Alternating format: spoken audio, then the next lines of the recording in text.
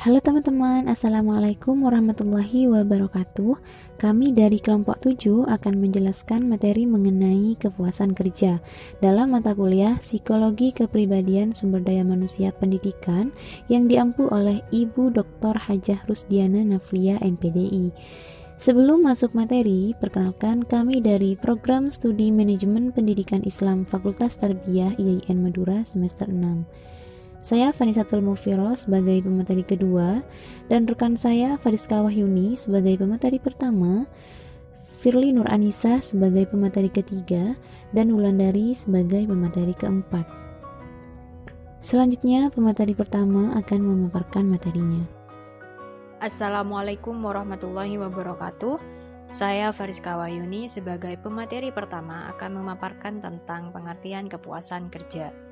Kepuasan kerja bagi setiap orang adalah relatif. Masing-masing dari mereka memiliki tingkat kepuasan yang berbeda.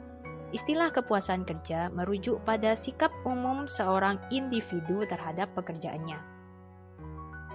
Menurut McKenna, kepuasan kerja berhubungan dengan seberapa baik ekspektasi pribadi karyawan di tempat kerja sesuai dengan hasil yang dicapai.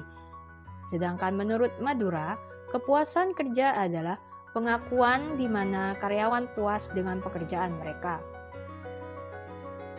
Loki memberikan definisi komprehensif dari kepuasan kerja yang meliputi reaksi atau sikap kognitif, afektif, dan evaluatif. Kepuasan kerja adalah keadaan emosi yang senang atau positif yang berasal dari penilaian pekerjaan atau pengalaman kerja seseorang. Dari beberapa pengertian tersebut dapat ditarik kesimpulan sebagai kepuasan kerja adalah gambaran perasaan atau emosi positif seorang karyawan terhadap pekerjaan yang dilakukan, terhadap situasi kerja yang ditentukan oleh pencapaian hasil, memenuhi atau melampaui harapan. Sekian dari saya. Wassalamualaikum warahmatullahi wabarakatuh. Assalamualaikum warahmatullahi ta'ala wabarakatuh. Saya Fanisatul Mufiro yang akan membahas mengenai faktor-faktor yang mempengaruhi kepuasan kerja. Sebagian besar orang berpendapat bahwa gaji atau upah merupakan faktor utama yang dapat mempengaruhi kepuasan kerja.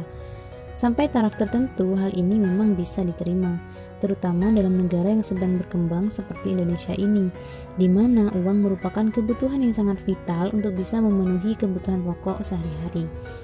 Akan tetapi, kalau masyarakat sudah bisa memenuhi kebutuhan keluarganya secara wajar, maka gaji atau upah di sini tidak lagi menjadi faktor utama.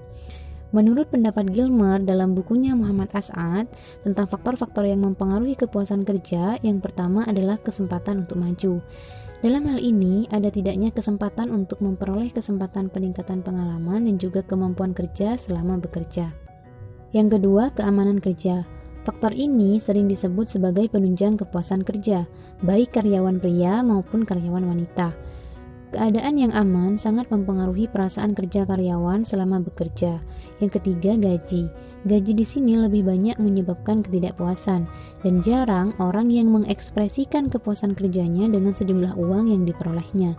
Kepuasan kerja merupakan fungsi dari jumlah absolut dari gaji yang diterima, derajat sejauh mana gaji memenuhi harapan-harapan tenaga kerja. Yang keempat, manajemen kerja. Manajemen kerja yang baik adalah yang memberikan situasi dan kondisi kerja yang stabil, sehingga karyawan dapat bekerja dengan nyaman. Yang kelima, kondisi kerja. Hal ini adalah tempat kerja, ventilasi udara, penyinaran, kantin, dan tempat parkir. Yang keenam, pengawasan atau supervisi. Bagi karyawan, supervisor dianggap sebagai figur ayah dan sekaligus atasannya. Supervisi yang buruk dapat berakibat absensi dan turnover. Yang ketujuh, faktor intrinsik dari pekerjaan. Atribut yang ada pada pekerjaan mensyaratkan keterampilan tertentu. Sukar dan mudahnya serta kebanggaan akan tugas akan meningkatkan atau mengurangi kepuasan kerja. Yang kedelapan, komunikasi. Komunikasi yang lancar antara karyawan dengan pimpinan di sini banyak dipakai untuk menyukai jabatannya. Dalam hal ini, adanya kesediaan pihak pimpinan untuk mau mendengar, memahami, dan mengakui pendapat atau prestasi karyawannya sangat berperan dalam menimbulkan kepuasan kerja. Yang kesembilan, aspek sosial dalam pekerjaan. merupakan salah satu sikap yang sulit digambarkan tetapi dipandang sebagai faktor yang menunjang puas atau tidak puasnya dalam bekerja. Yang ke-10, fasilitas. Fasilitas di sini meliputi rumah sakit, cuti, dana pensiun atau perumahan merupakan standar suatu jabatan dan apabila dapat dipenuhi maka akan menimbulkan rasa puas. Sekian, terima kasih. Assalamualaikum warahmatullahi wabarakatuh. Perkenalkan, nama saya Firly Nur Anissa. Saya di sini akan menjelaskan tentang strategi meningkatkan kepuasan kerja. Secara umum, strategi adalah proses penentuan rencana para pemimpin puncak yang berfokus pada tujuan jangka panjang organisasi, disertai penyusunan suatu cara atau upaya bagaimana agar tujuan tersebut dapat dicapai. Dan tentunya bagaimana meningkatkan kepuasan kerja para pekerja atau bawahan sangatlah penting untuk mendukung kesuksesan sebuah perusahaan. Ada 3 tanggung jawab seorang pemimpin dalam meningkatkan kepuasan kerja.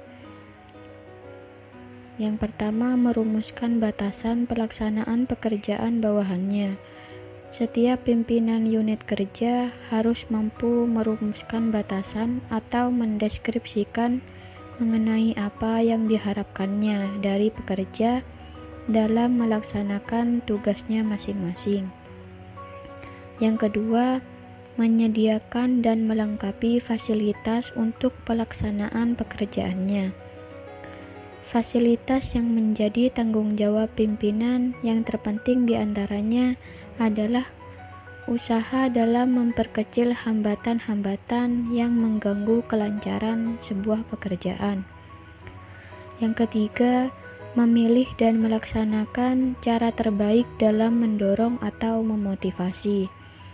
Ganjaran yang efektif sebagai motivasi kerja harus memenuhi persyaratan, yaitu berharga bagi bawahan, jumlah yang memadai, waktu yang tepat, berbagai jenis yang disukai dan diberikan secara adil dan wajar.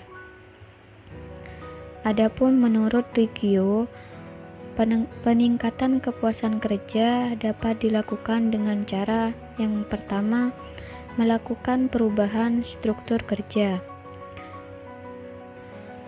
Misalnya dengan melakukan perputaran pekerjaan. Dan yang kedua, yang harus dilakukan yaitu dengan perluasan satu pekerjaan sebagai tambahan dan bermacam-macam tugas pekerjaan. Yang kedua, melakukan perubahan struktur pembayaran. Perubahan sistem pembayaran ini dilakukan dengan berdasarkan pada keahliannya. Pembayaran yang kedua dilakukan berdasarkan jasanya, dan pembayaran yang ketiga berdasarkan pada keberhasilan kelompok. Yang ketiga, pemberian jadwal kerja yang fleksibel. Dengan memberikan kontrol pada para pekerja mengenai pekerjaan sehari-hari mereka, yang sangat penting untuk mereka yang bekerja di daerah padat, di mana pekerja tidak bisa bekerja tepat waktu.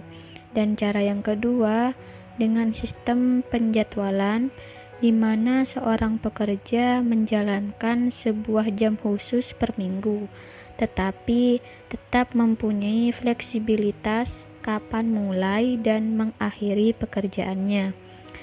Dan yang terakhir, mengadakan program yang mendukung. Perusahaan mengadakan program-program yang dirasakan dapat meningkatkan kepuasan kerja para karyawan. Sekian dari saya. Wassalamualaikum warahmatullahi wabarakatuh. Assalamualaikum warahmatullahi wabarakatuh. Nama saya Wulandari. Di sini saya akan menjelaskan tentang dampak kepuasan kerja. Dampak dari perilaku kepuasan telah banyak diteliti dan dikaji. Berikut beberapa hasil penelitian tentang dampak kepuasan kerja terhadap produktivitas, ketidakhadiran, dan dampaknya terhadap kesehatan. Yang pertama yaitu dampak terhadap produktivitas. Produktivitas yang tinggi menyebabkan peningkatan dari kepuasan kerja hanya jika tenaga kerja mempersepsikan bahwa ganjaran intrinsik, misalnya rasa telah mencapai sesuatu, dan ganjaran ekstrinsik, misalnya gaji, yang diterima kedua-duanya adil dan wajar, dan diasosiasikan dengan prestasi kerja yang unggul. Selanjutnya yaitu dampak kepuasan kerja terhadap ketidakhadiran karyawan. Kepuasan kerja diidentifikasi sebagai faktor utama yang mempengaruhi motivasi karyawan untuk masuk kerja. Karyawan yang puas dengan pekerjaannya akan masuk kerja secara teratur dan tepat waktu. Sebaliknya, jika tidak puas dengan pekerjaannya, karyawan akan sering tidak masuk kerja dengan berbagai alasan, baik alasan pribadi maupun institusional. Dan yang terakhir yaitu dampak terhadap kesehatan. Kepuasan kerja menunjang tingkat dari fungsi fisik dan mental, dan kepuasan sendiri merupakan tanda dari kesehatan. Tingkat dari kepuasan kerja dan kesehatan mungkin saling mengukuhkan sehingga peningkatan dari yang satu dapat meningkatkan yang lain, dan sebaliknya penurunan yang satu mempunyai akibat yang negatif juga pada yang lain. Terima kasih. Itulah pemaparan materi dari kelompok kami. Atas segala kesalahan dan kekurangan kami mohon maaf, dan semoga apa yang kami paparkan ini dapat bermanfaat bagi teman-teman. Assalamualaikum warahmatullahi wabarakatuh. 運命だとか未来とかって言葉がどう